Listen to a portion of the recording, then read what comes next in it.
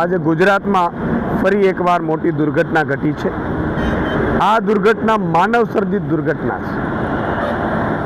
સૌરાષ્ટ્રી મધ્ય ગુજરાતના જોડતો બ્રિજ જે પાદરાના મુંજપરા પાસે ગંભીરા બ્રિજ છે એ તૂટી પડ્યો અને 4 વાહનો, ટ્રકો અને પિકઅપ વાન સહિત 4 વાહનો નદીમાં ખાબકી પડ્યા।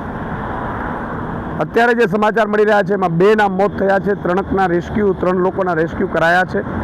જેના મૃતકો છે એમને ભગવાન એમની આત્માને ભગવાન શાંતિ અર્પે અને ઘાયલોને તુરંત સ્વસ્થ થાય એવી મારી ભગવાનને પ્રાર્થના છે। પણ એક આમ આદમી પાર્ટીના એક સૈનિક તરીકે મારી એક સવાલ છે સરકારને, ભાજપના નેતાઓને। ટેક્સ જનતા ભરે, ટેક્સ જનતા એટલા માટે ભરે કે તમને એને વ્યવસ્થા આપો સુદૃઢ, અને વ્યવસ્થા આપવાને બહાને તમને એ નાણાં આપે અને એ નાણાં ભ્રષ્ટાચાર કરીને તમે ખાઈ જાઓ અને પાછા મરે પણ જનતા। આ જનતા ક્યાં સુધી આ ભાજપના ભ્રષ્ટાચારનો ભોગ બનતી રહેશે?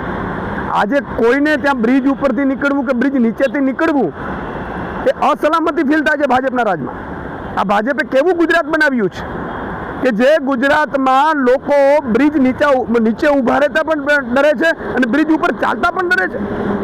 યાર, બ્રિજના બ્રિજ તૂટી જાય અને એ પણ ગંભીર રીતે 2 ભાગ થઈ જાય બ્રિજના, ત્યાં સુધી એમણે એક તો ભ્રષ્ટાચાર કર્યા, બીજા નંબરમાં એ જર્જરિત બ્રિજ છે કે નહીં એની ચકાસણી કોણ કરશે?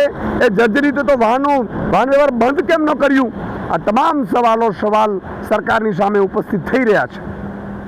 અમે નિષ્પક્ષ તપાસની માંગ કરી રહ્યા છીએ અને બીજી વાર કોઈ પણ નાગરિકનું આવી રીતે મોત ન થાય એની પણ અમે સુદૃઢ વ્યવસ્થા થાય એવી માંગ કરી રહ્યા છીએ। અને સાથે સાથે મુખ્યમંત્રીને કહેવા માંગીએ છીએ કે માત્ર ભોળપણથી રાજ્ય નથી ચાલતું, ભોળપણથી ઘર પણ નથી ચાલતું।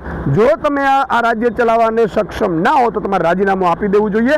લોકો મરી રહ્યા છે તમારા રાજમાં અને તમારા ભ્રષ્ટાચારના કારણે અને તમારા આ ખાડાકારના કારણે લોકો મરી રહ્યા છે। તમને 161 આવી એટલે એમ છે કે વિપક્ષ છે જ નહીં કાંઈ, વિપક્ષ વગરનું ગુજરાત થઈ ગયું એટલે તમને મજા પડી ગઈ એવું લાગે છે। આમ આદમી પાર્ટીનો એક સૈનિક આગામી સમયમાં આ મુદ્દા પણ રસ્તા ઉપર ઉઠાવશે।